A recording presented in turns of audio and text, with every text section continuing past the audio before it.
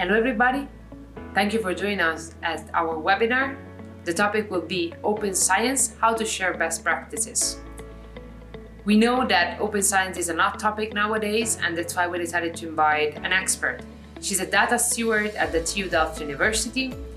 Her name is Yasemin Turkyilmaz, and she will help us deep diving into some very interesting topics, such as reproducibility, dataset availabilities, and digital notebooks.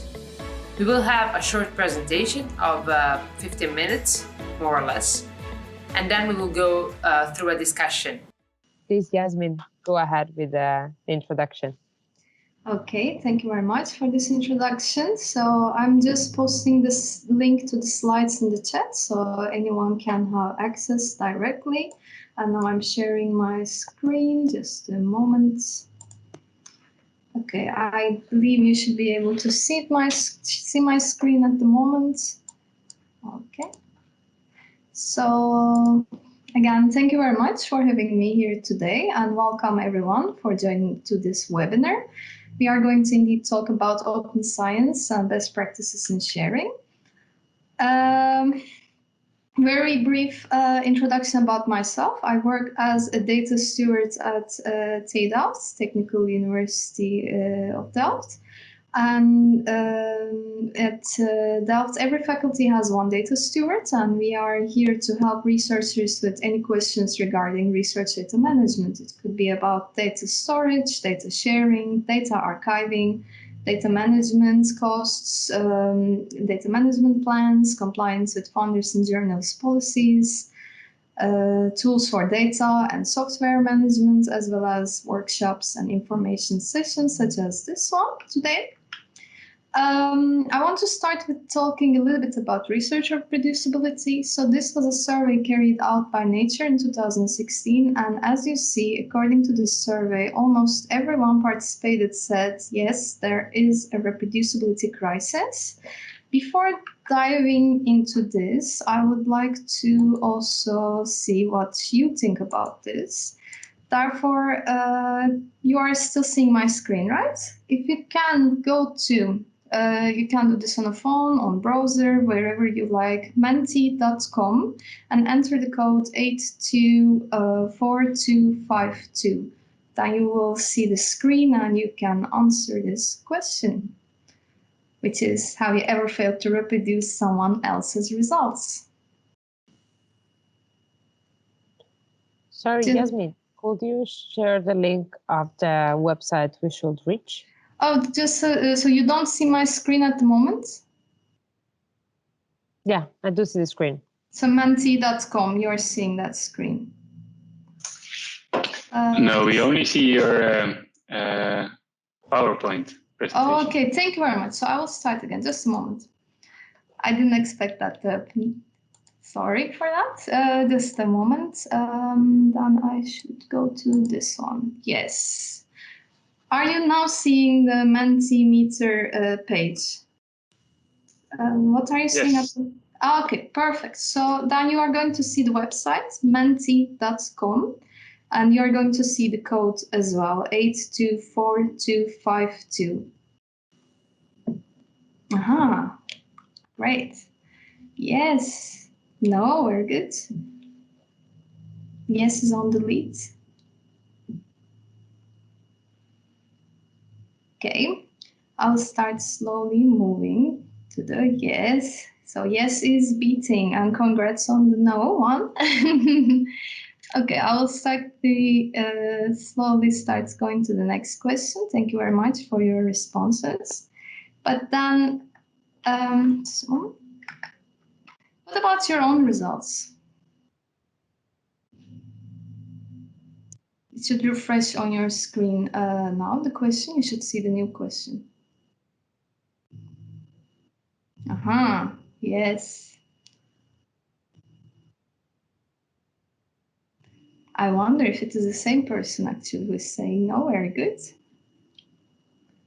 Okay, but most people had difficulty to reproduce their own results.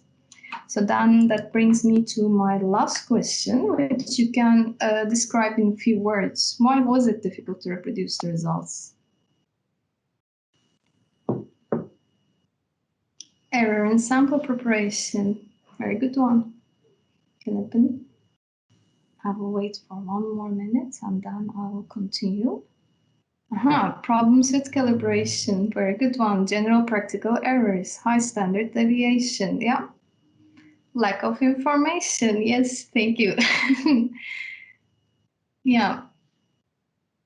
I mean, already your responses show that there are all sorts of reasons actually for difficulty in reproducibility. So it is not one single reason, but it is overall quite difficult to reproduce results of not only others, but already for ourselves, our own research.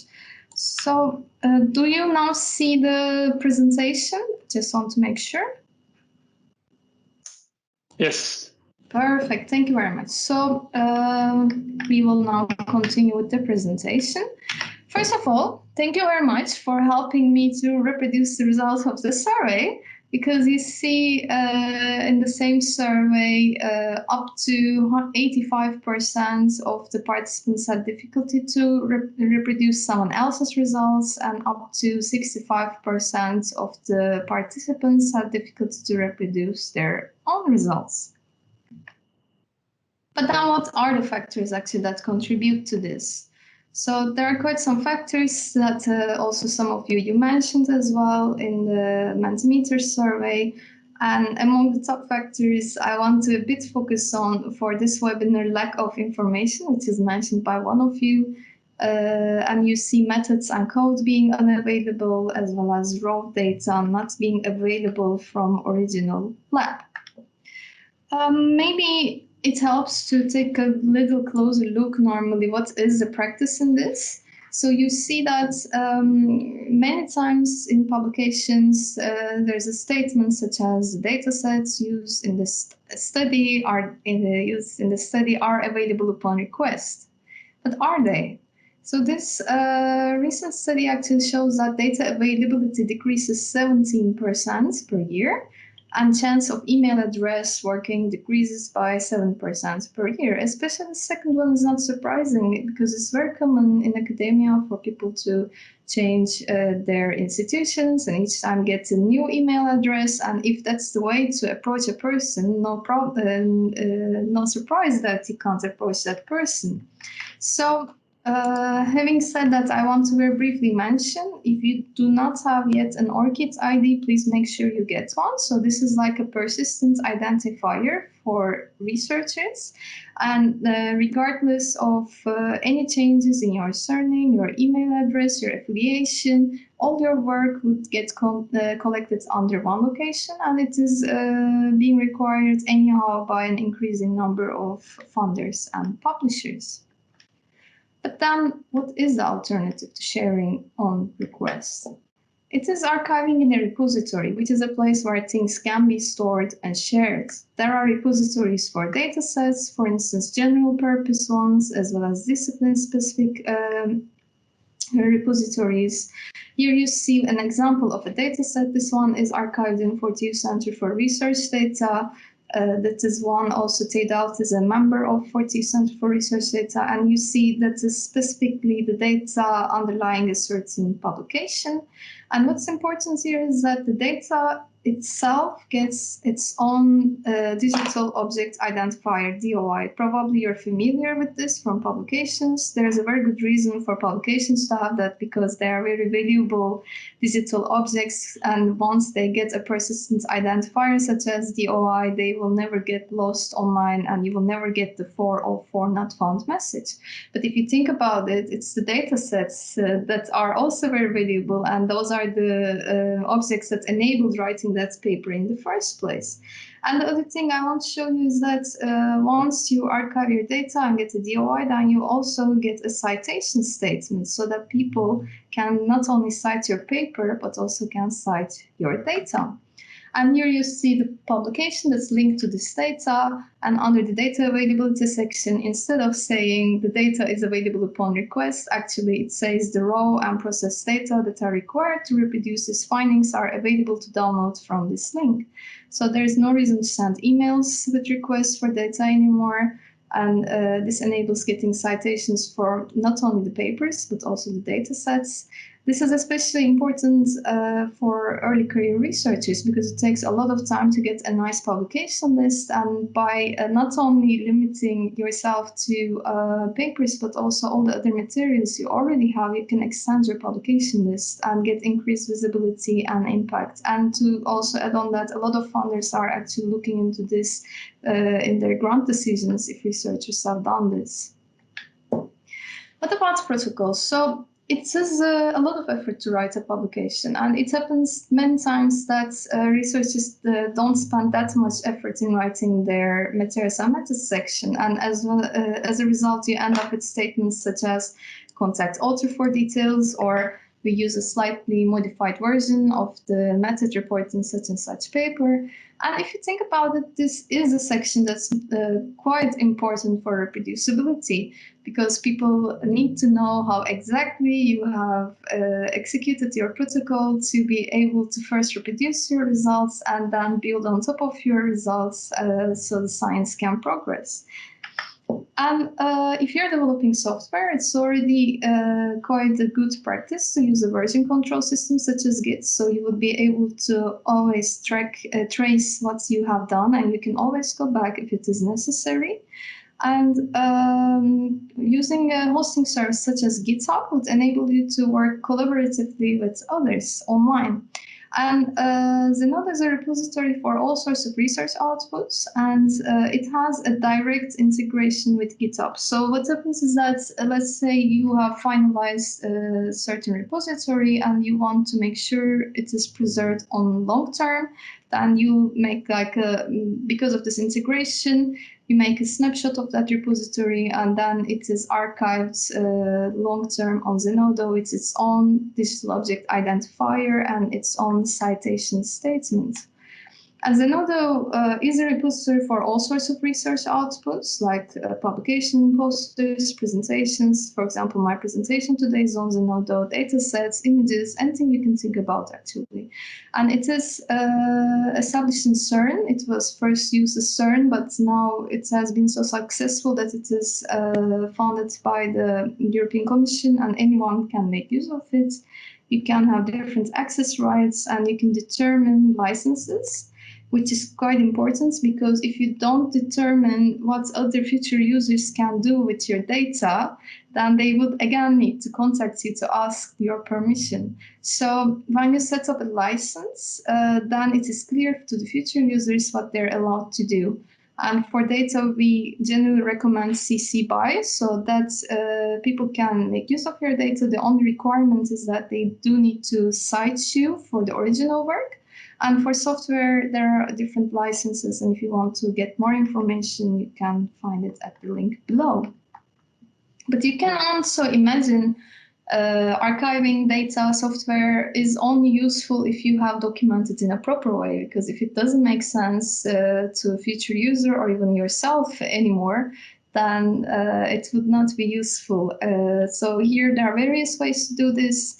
One practice is that you can make a human readable README file where you put all sorts of information that you can think about, such as methods that are used for data collection and analysis, data-specific information that would make it understandable for another user. And you can also use a machine-readable format. So this is, for example, metadata standards. So metadata is data about data. And there are various standards. So it could be a generic standard.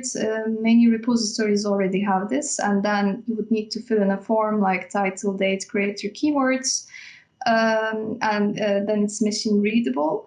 And there are also disciplinary standards available. So if possible, it's even better to use those disciplinary standards, because they would increase the reusability and accessibility of your data.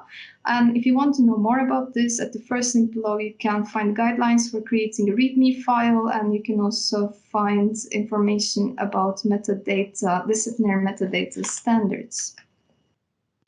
But during research, one way of also documenting your work is making use of electronic notebooks, for example. So these are tools that allow digital documentation, categorization, and linking of all your data stages, your experimental and measurement parameters, your samples. They are searchable. in comparison to paper lab notebooks, for instance. They offer version control, so you can always trace what has happened before. You can go back. That also makes them fraud-proof. And if you would like to know more, these two links at below, I would really recommend checking them out because they have a lot of examples of existing solutions and as well as their comparisons. Also, using an open notebook such as Jupyter actually is a very good practice for data analysis. These are documents that contain your equations, visualizations, narrative text, and live code that can be executed independently and interactively, with your output getting visible immediately under the input. And the added value is that is the transparency and reproducibility of the analysis of your data, as well as documentation of the entire workflow. It of course depends on what kind of tools you have. It of course depends on where you are affiliated with in terms of the tools you have access to. But if you're looking for a tool that covers actually a lot of the things I just talked about, it could be a good idea to take a look at Open Science Framework. It is a free and open platform for project workspaces, and it allows working in a collaborative way. It allows version control as well as access control at different levels. You can assign persistent identifiers for your items, such as I mentioned earlier, DOI is a persistent identifier. It has a lot of add-ons with existing services. And two other things I don't have much time to get into, but one is pre-registration, which is actually quite good practice because by pre-registering your work, regardless of getting positive or negative results, you make it clear that you're going to publish your results, and this helps with the publication bias. And the other thing is preprint. So once you finished your study and you submit it to a journal, you can already make it available for people, for anyone, but also for people in your field, and you can already get the community feedback. Maybe you have noticed that with COVID-19, there has been a lot of preprints, which actually helped a lot for people to find out before the whole peer review procedure was completed what kind of results were there, and there was a lot of community feedback, which is also very valuable. There are a lot of tools. I won't get into much detail. I don't have the time, but if you want to know, I really like this image. You can take a look at it yourself. And I also added further reading lists if you want to know more about the good practices.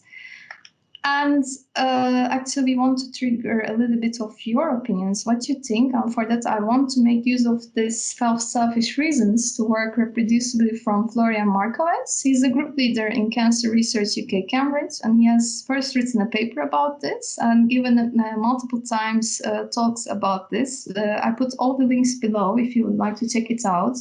You can see it for yourself. But briefly, so it helps you to avoid disaster. It makes it easier to write papers. It helps reviewers to see it your way. It enables continuity of your work, and it helps to build your reputation. And now I will stop sharing.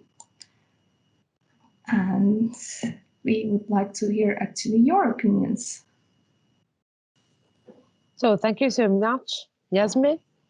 I will ask you to share just the last slide again, because I think it gives a little bit of interesting starting point for a conversation. Of course. Do you see it now? Yes. Perfect. Thanks. Of course. I think AK is raising a hand. Yeah, thanks for the nice presentation. Since you are working at the University of Delft, I was curious how the university is looking to digital notebooks for your research data, and whether or not to stimulate the effective storing of data. Can you mention something about that? Yes, of course. So that was exactly the reason why data stewards were hired. So there's one at each faculty, and we are not police, but we are rather to encourage the good practices and help people to start small. If they change already one step in their workflow, that could be backing up the data, or it could be using a digital notebook such as Jupyter or electronic lab notebook. That's already an achievement.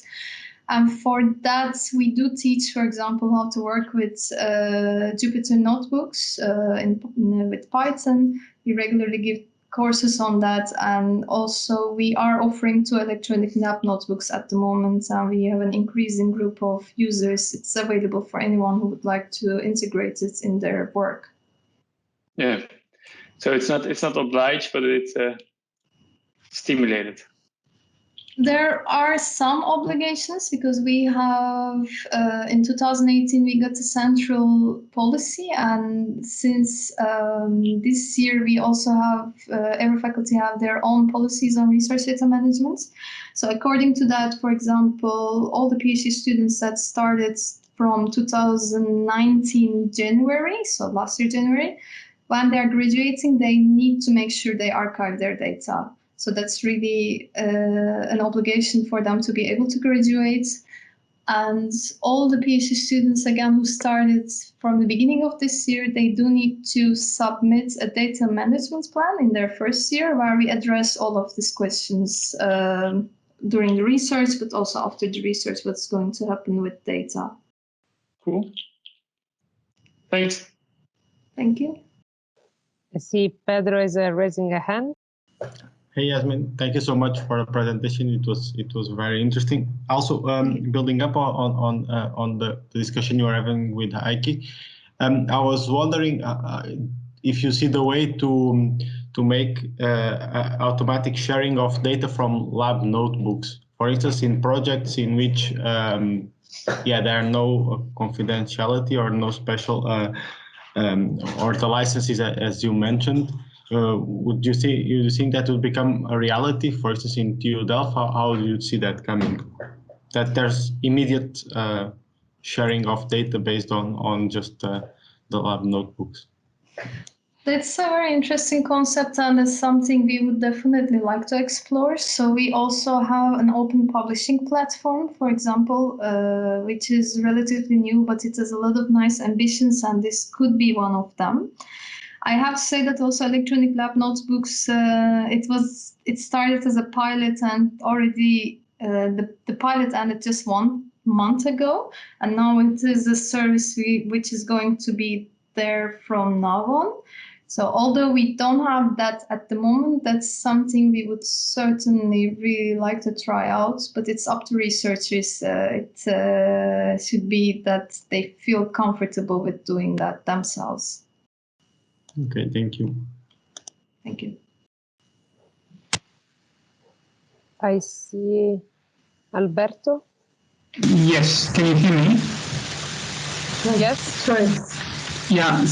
So I have a question actually on what Pedro was suggesting.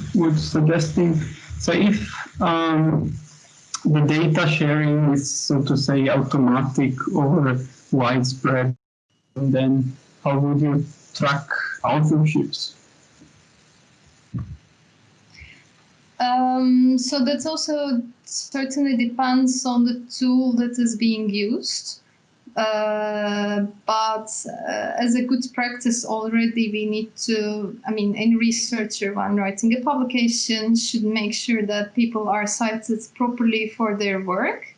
And if that is, so we don't have that, again, as I said, that directly in place such service that they can push a button and it's available online, but it would be very interesting to try out. And then we would certainly make sure that authors are directly getting credit for,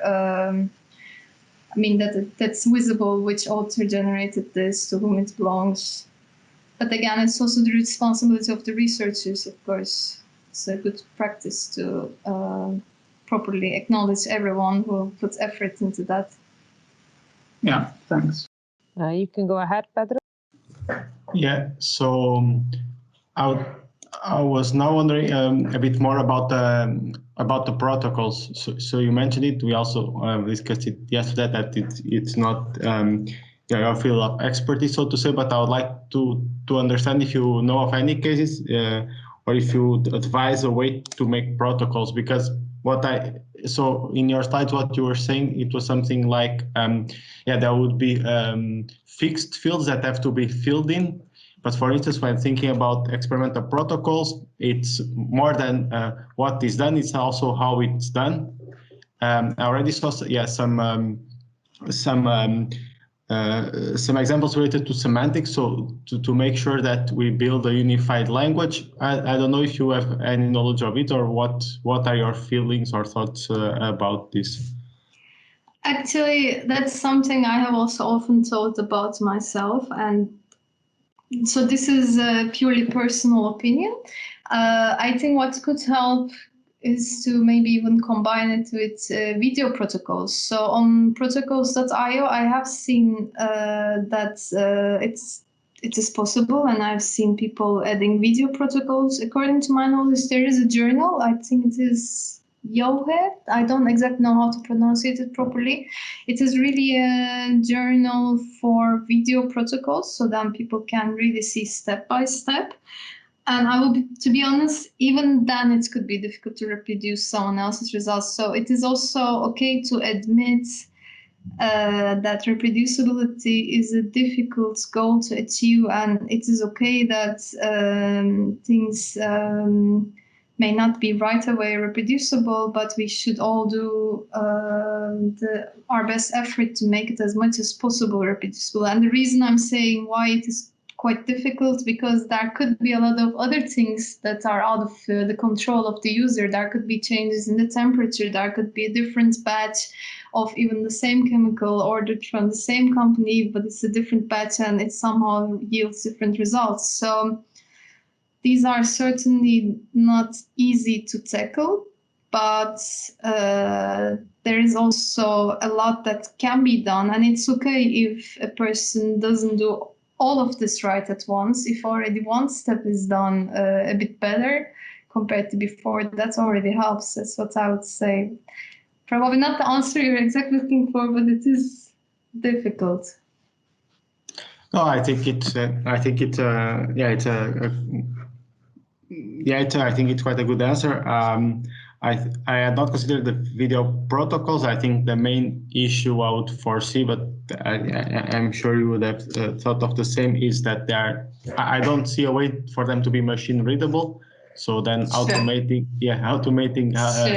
it to extract or to compare it to always makes it difficult. But I think that's it. I think for me, in my opinion, the main goal is to make machine readable protocols that are not too complex, because otherwise it's impossible for everyone to cope with it. But they are not too simple, otherwise the information is not enough. And when we'll have that, we should then try a bit harder on reproducibility, of course, knowing that can go wrong. But I think a step on having machine readable protocols, it's quite important, because it's that's a bottleneck now to get to the bottom of the questions. Well, I completely agree. And also, so I'm not an expert on disciplinary metadata standards, but there are quite some community efforts going on. And so those links that I put for documentation. So if you go for fair sharing, so there's a lot of community work going on there to curate already existing standards, which are also developed together with the community. And it's also quite important here that not everyone starts developing their own standards, because it could be already out there. But yeah, it really depends on the fields. In some fields, they are quite established. In some other fields, they are not. But I completely agree with you. So standards are very, very important if we are talking about improving the reproducibility, and for machine readability, that's something we certainly need.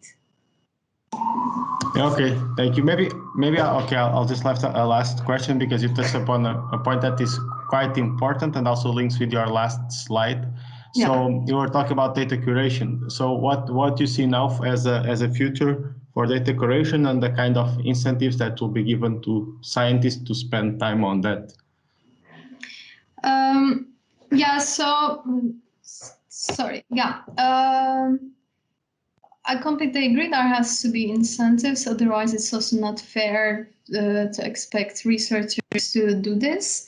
The good news is that there is really an increasing amount of awareness on this with funders and publishers and institutions. So institutions are, it's not only us, a lot of institutions already have research data management policies in place with funders. For example, NWO, that's the biggest funder from Netherlands, and they are now, they first started with a pilot, which they are now extending. They completely banned the use of journal impact factors in the proposals.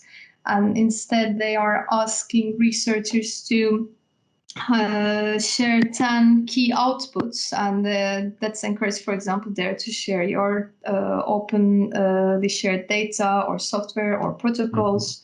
This is one thing, but the other thing is also for institutions to hire people like us, because it's not fair to expect researchers to figure out all of this on their own in this currently changing, constantly changing environment. So then if there are people who can give a hand, who can direct researchers in the right direction, and even hiring like data managers, data curators who can even do that type of the work for researchers, that would help a lot. And that is happening. It is not as fast as we would like it to happen, but it is happening.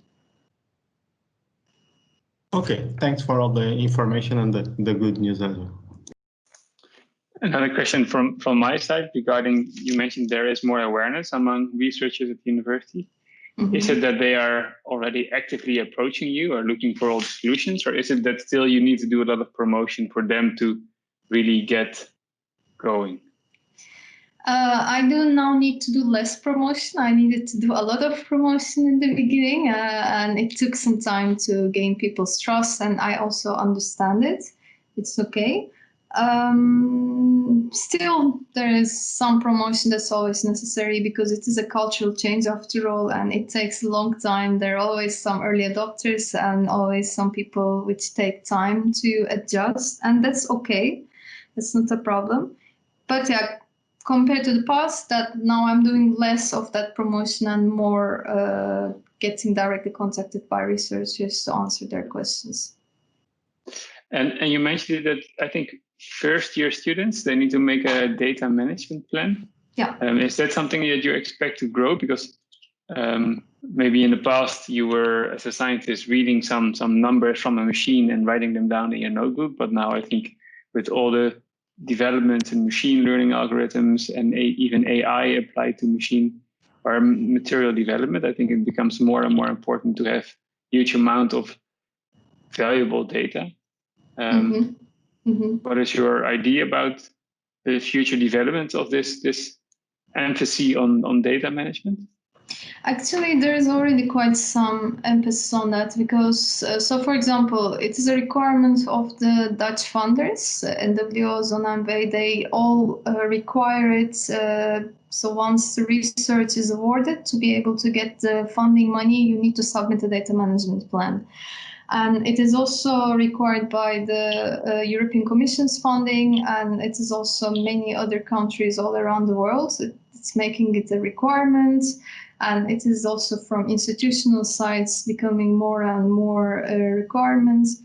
It is already happening there, and there's a lot of improvements by also making them actually machine actionable.